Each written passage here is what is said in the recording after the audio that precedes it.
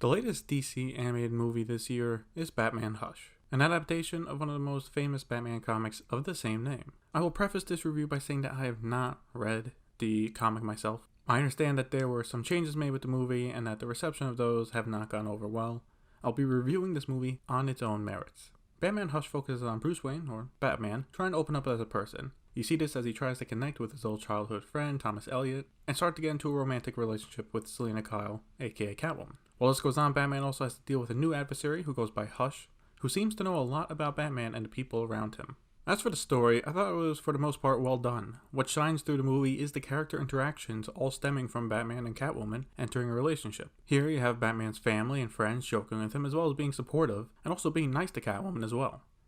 It is these scenes that lift the mood of an otherwise typical serious Batman movie. I also really like how the theme of the movie is about changing as a person, and how in the end Batman is unable to change who he is, even if it costs him his relationship with Catwoman. It is Batman's compulsion to save everyone when possible, even at the risk of death, that is one of the basic ideas of the character, and while other movies show the heroics of it, here it shows what it can cost them. Besides the characters and the story, the action as well was also well done, and I felt there was a bit more here than in previous DC movies, but it was not overdone. The fights were very varied, with Bane, Poison Ivy, Clayface, Joker, and even Superman all getting a crack at Batman. Batman Hush does suffer from the same issue as The Killing Joke, with the art style and animation not looking that great and at times cheap. However, it is not as bad as The Killing Joke. I feel if Warner Brothers is going to keep animating the bigger Batman comics, they should put a bit more money behind it, but that goes for their DC animated universe as a whole. Now, the part of the movie that everyone has an issue with, and I do as well, but for a different reason, and that is who Hush turns out to be.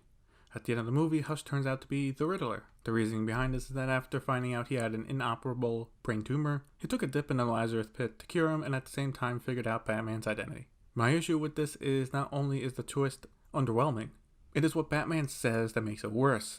After the twist, Batman keeps insulting the Riddler, they keep him off balance, and everything Batman says is true, like how he's a C-rate villain, how none of the other villains would take him seriously, so he needed to come up with a new identity.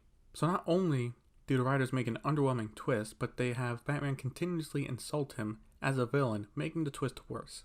Also, this is a Riddler that so far we've only seen once in the animated universe, so having him come out and say he went through health issues with a brain tumor, I felt nothing.